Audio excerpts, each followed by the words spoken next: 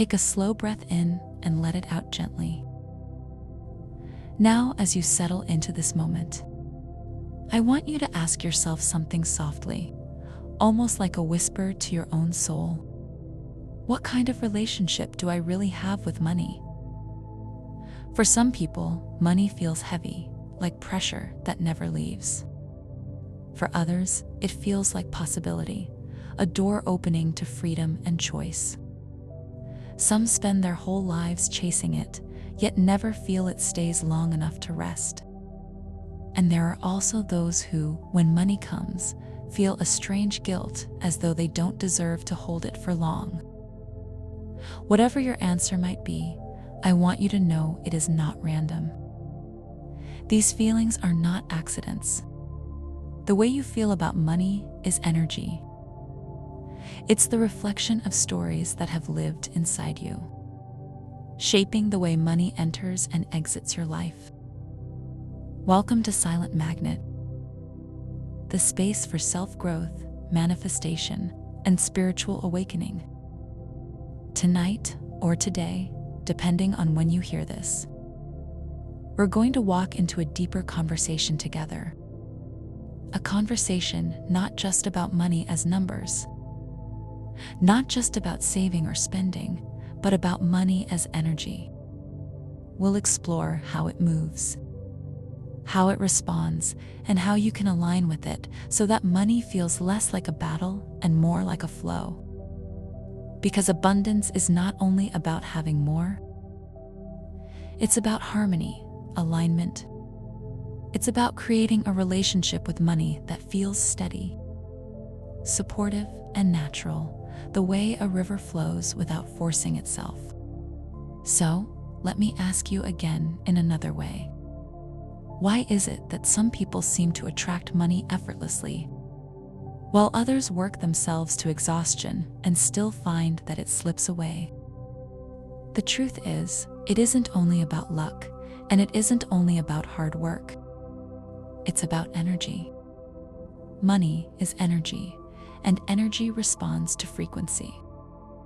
The law of vibration teaches us that everything in the universe at its smallest level is energy, and all of it is constantly in motion, vibrating at different frequencies. The sound of this voice you're hearing, the cup of coffee you had earlier, the body you're sitting in, the chair beneath you, and yes, even the money in your wallet, everything is energy vibrating at its own rhythm. And just as much as objects vibrate, your thoughts vibrate too. Your emotions vibrate too. Which means that the frequency of your thoughts and emotions determines what you attract into your life. When you vibrate with scarcity, scarcity shows up. When you vibrate with abundance, abundance finds its way toward you. This is not abstract. This is the law of attraction unfolding through the energy you hold every single day. Think for a moment about the last time you spent money. How did you feel in that moment? Did you feel a subtle fear as if that money was leaving you forever? Or did you feel gratitude, thankful that you had the means to pay? Thankful that money was circulating and bringing comfort, light, or nourishment into your life. That difference may feel small, but it's everything. Because each time you spend with fear, you broadcast the energy of loss. And each time you spend with gratitude, you broadcast the energy of circulation and flow. The universe listens to those signals and responds in kind. Now, let's connect this with what science tells us. Inside your brain, there's a filter called the reticular activating system, or RAS. It acts like a gatekeeper, deciding what you notice in the world and what you ignore. If your core belief is money is hard to come by, your RAS will show you evidence to prove that belief true. You'll notice every bill piling up, every price increase, every piece of bad news about the economy. But if your belief shifts to money flows easily into my life, then your RAS opens new doors. You begin to notice opportunities you might have missed before. An idea that could grow, a conversation that leads to something new, a chance meeting that changes your path. So you see, your beliefs create your frequency. Your frequency shapes your focus, and your focus shapes the opportunities that you allow into your life. Spirit and science are not separate here, they are two sides of the same truth. Let's ground this with a simple picture. Imagine walking into a cafe. You place your order. You reach for your card or cash. In that brief moment, you have two choices in the way you think. One thought says, "There goes my money again." Slipping away, the other says, "Thank you. Thank you that I had money for this drink. Thank you for this moment of comfort." For this nourishment, both thoughts happen in the same exchange. But their frequency couldn't be more different. One is rooted in fear, the other in gratitude. And the frequency you practice most often is the one money will recognize and return to. Here's the beauty: you don't have to change the world outside of you. You don't have to force money to come. What you shift first is your own energy. Because money doesn't begin with the chase. It doesn't begin with endless effort. It begins with the way you think and the way you feel. It begins with the relationship you choose to create with it. And when you choose gratitude, when you choose trust, when you choose alignment, something soft but powerful happens. Money begins to flow like a river. Not something you grip tightly in fear. Not something you beg to arrive, but something that circulates, supports, and responds. This is the first doorway to manifesting money. And once you step through it, you will never see money in the same way again. And now, as you begin to see money as energy, maybe you're already wondering, if it's that simple, if everything really responds to vibration, then why doesn't it always feel easy? Why do we still struggle? Why does money sometimes feel like it avoids us, no matter how much we try? The reason is not because the universe is against you, and it's not because you are unlucky. The reason is that most of us carry invisible blocks. These blocks are like walls built quietly over years, made of the beliefs we inherited, the fears we absorbed, and the guilt we never questioned. They shape the way money enters, and they shape the way money leaves. And often, we don't even realize they are there. Think back to your childhood for a moment. What phrases about money did you hear again and again? Perhaps you heard, "Money doesn't grow on trees." Or maybe it was, "If you want to be rich, you have to work until there's nothing left of you." Or even, "Too much money just brings problems." These words may have seemed harmless at the time, but when repeated enough, they settle into your subconscious as truth. They become the hidden script you live by. And so, when you grow older, you may find yourself repeating those same patterns without ever choosing them. Imagine someone who carries the belief, "I don't deserve to hold large sums of money even when life offers them abundance." They find ways to let it slip away. They overspend, they sabotage. They walk away from opportunities that could change everything. Not because they're lazy, not because they're incapable, but because deep down, a hidden program keeps telling them they're unworthy. This is what we call self-sabotage. And it isn't failure. It's just an old story playing itself out again and again. Another common block comes from scarcity. When you live in scarcity, your focus narrows until all you can see is what's missing. You look at your bills and see only pressure. You hear the news and feel only decline. You open your wallet and sigh at what isn't there. Scarcity puts blinders on your mind. And those blinders stop you from seeing opportunities right in front of you. Even psychology confirms this. Studies show that when people feel trapped in scarcity, the brain literally changes, narrowing its capacity to think long-term. It locks into survival mode, unable to notice the doors standing open just a step away. And when your energy vibrates with scarcity, the universe reflects it back, bringing you more of what you focus on. Then there is guilt, which is softer but just as powerful. Some of us carry the belief that if we have more than others, it makes us bad or selfish. Some of us feel that if we succeed, we'll be judged. And some of us, deep down, fear that if we keep money, it will separate us from the people we love. Maybe you grew up in a home where there was never enough, and now you carry guilt for having more than your parents did. Or maybe your community valued struggle so deeply that ease feels wrong, almost like a betrayal.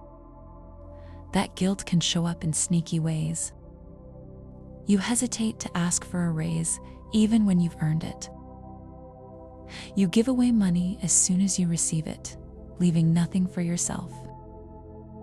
You push wealth away, not because you cannot hold it, but because some hidden part of you whispers that it's not okay. So how do you know if you are carrying money blocks? Sometimes it helps to listen closely to yourself. Do you feel anxious every time you spend, even when it's something small? Do you catch yourself saying things like, "I can't afford it," or "it's never enough"? Do you feel uncomfortable when someone gives you money, as if receiving is somehow wrong? Do you feel guilty when you have more than your friends or family? Do you find yourself working harder and harder, yet never quite getting ahead? If even one of these feels familiar, it's a sign that a block is alive inside you. But here's the truth you need to hear. These blocks are not who you are. They are not permanent. They are not your destiny. They are simply old stories, absorbed when you were too young to choose differently, or repeated until you forgot they weren't yours to begin with. And the most powerful thing about stories is that they can be rewritten. So take a breath and let that sink in. Your blocks do not define you. They do not control your future. They are only patterns, vibrations, and beliefs that you have the power to shift. And this is why manifestation is not about begging the universe for something new. It's about clearing space, removing the noise, and returning to the vibration of who you truly are. Because when you let go of scarcity, when you release guilt, when you dissolve the old beliefs that whisper you are unworthy, then abundance has room to flow. Money is not punishing you. Money is not avoiding you. Money simply responds to the energy you carry. And if your energy has been shaped by blocks, then the invitation is not to fight harder, not to push, not to struggle. The invitation is to soften, to release, to rewrite. And once you begin to clear those blocks, you will see that money was never against you. It was always waiting for you to open the door. And now that you've seen the blocks, maybe you're already asking yourself, if I've carried these beliefs for so long, how do I release them? How do I shift from scarcity, fear, or guilt into the frequency of abundance? The truth is, you don't need to fight with your blocks. You don't need to tear them down with force. You simply need to replace them with new energy, new practices, and new stories that feel lighter, freer, and more in alignment with the life you want to live. One of the most powerful ways to begin is gratitude. Gratitude seems simple, almost too simple, but it holds extraordinary power. When you choose to be grateful, your brain literally rewires itself.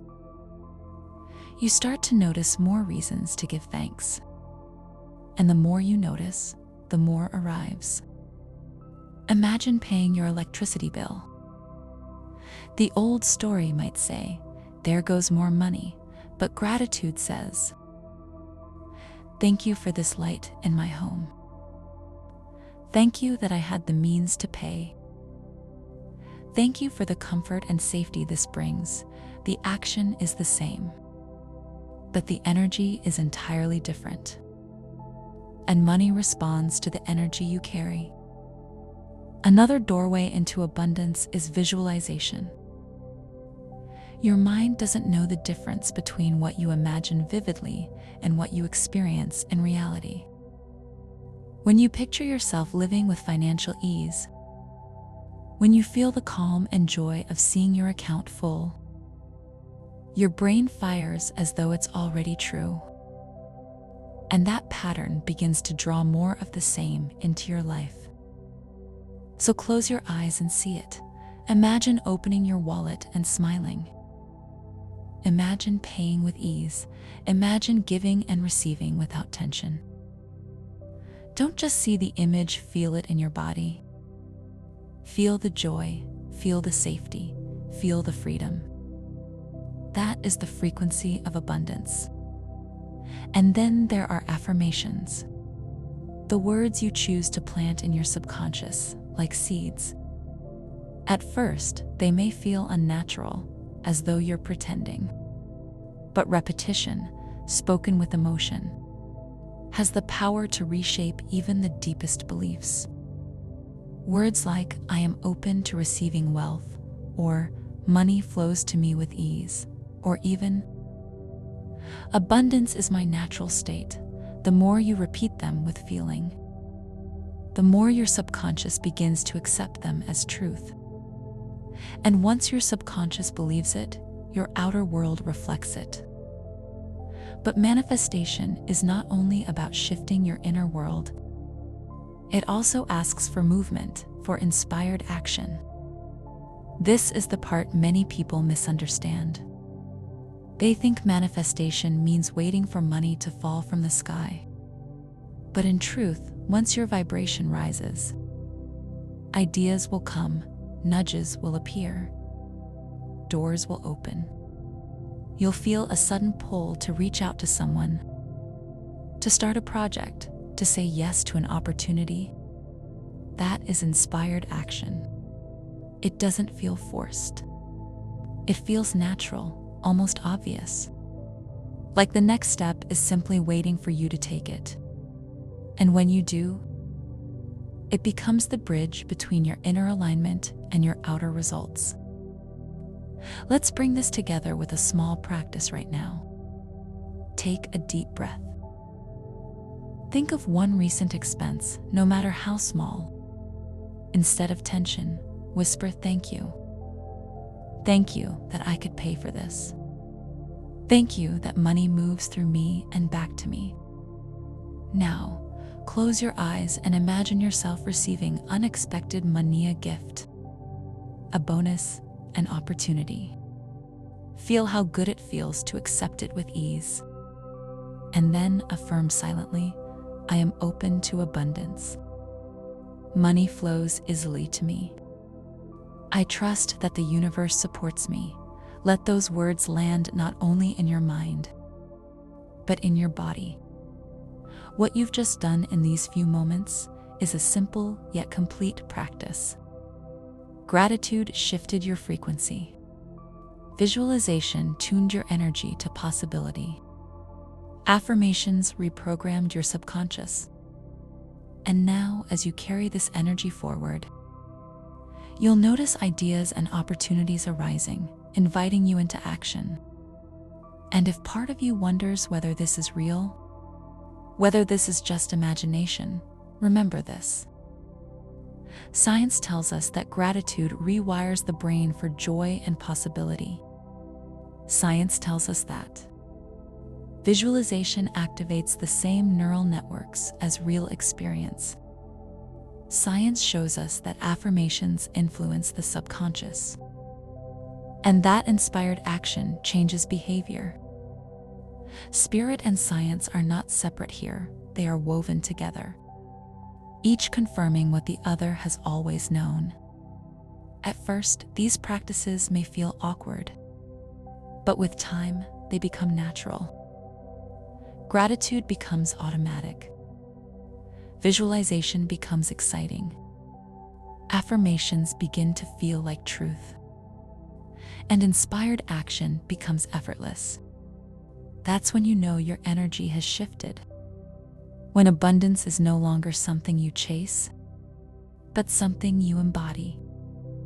And here's what's beautiful. The more you practice with money, the more you realize it's not only about money.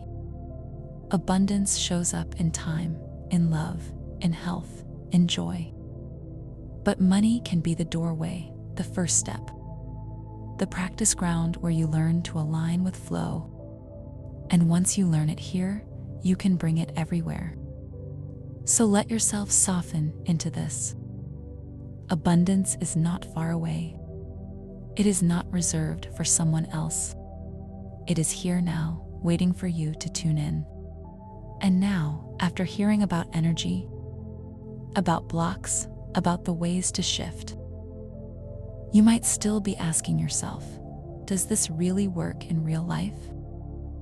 Does it happen only in theory, or can it unfold in the ordinary days of ordinary people? And the answer is yes, it does, and it has, again and again. Sometimes in small, surprising ways, and sometimes in life-changing transformations. Let me share with you a story. There was a woman who grew up hearing only one message, that money was struggle, that nothing came easy. Her parents carried that belief, and she inherited it without ever questioning it. When she became an adult, she worked harder than anyone she knew. But still she was always behind. Bills piled up, opportunities slipped away. And she thought that was just the way life had to be. Then one day, she stumbled across a practice of gratitude. At first, she dismissed it. How could saying thank you change anything? But she tried it anyway. Each time she paid a bill, she whispered, "Thank you. Thank you for the light. Thank you for the roof above. Thank you for the connection." Slowly, her energy shifted. Anxiety gave way to calm, and calm gave way to opportunity.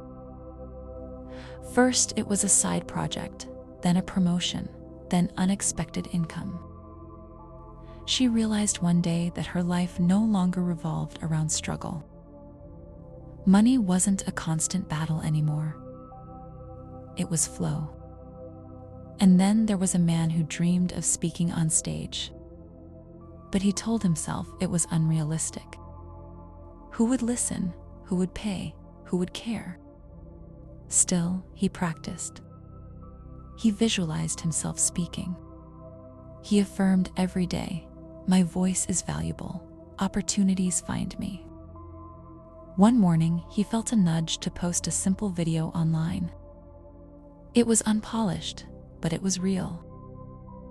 That single video opened a door, an invitation to speak at a small event. One event became two, two became 10, and eventually he was paid to speak full-time. It didn't happen overnight, but it happened through alignment, gratitude, and action. That is manifestation in motion. There's also a universal truth that explains this. It is called the law of correspondence. As within, so without. Your outer world mirrors your inner world. If your mind is crowded with fear, your reality reflects fear. If your mind shifts into gratitude and trust, your reality begins to shift too. That's why all the practices matter. Because when you change the inside, the outside has no choice but to respond. I'll give you another example. A woman who gave away every dollar she earned. On the surface, it looked like generosity, but deep down it was guilt. She couldn't bear to have more than her family, so she pushed it all away. But then she began to tell herself a new story. I can help others best when I am abundant. I am worthy of holding wealth. Little by little, she allowed herself to save, to keep, to grow. In time, she had enough to create something bigger. A foundation that supported her family in ways she never could when she was broke. By releasing guilt, she created more impact than she had ever dreamed. So if you still wonder whether this works, look around you. The evidence is everywhere. Those who live in gratitude, who visualize possibility, who affirm abundance and follow inspiration, they live differently. They vibrate differently. And because of that, life responds differently. Now, take all of this and let's weave it back together.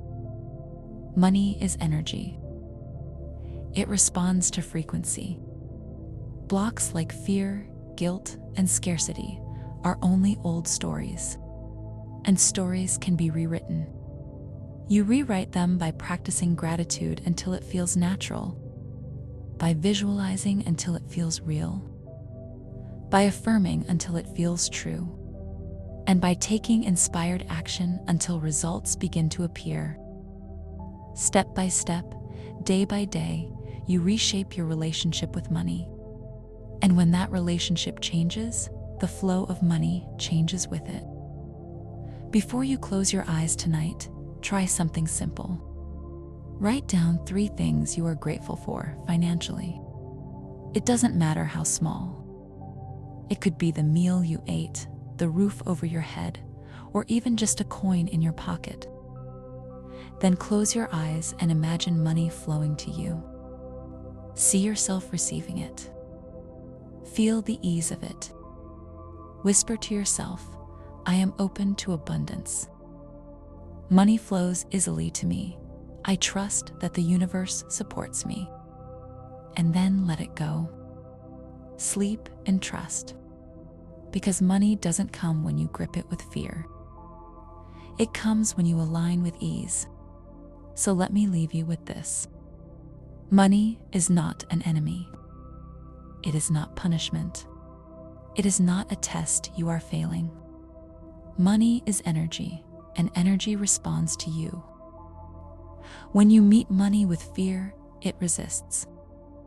When you meet money with gratitude, it flows. So let this be your practice, your path, your story from now on. And know this, once you learn to manifest money, you're not only learning how to receive wealth, you're learning how to align your energy. And when you master alignment, money is only the beginning. Because the same energy that draws wealth can draw love, health, joy, and freedom. This is Silent Magnet, the space for self-growth, manifestation, and spiritual awakening. And in our next journey together, we'll move beyond money into love, into the ways abundance shows up in connection, intimacy, and the joy of being truly seen. So stay with me, and let's walk into the next chapter together.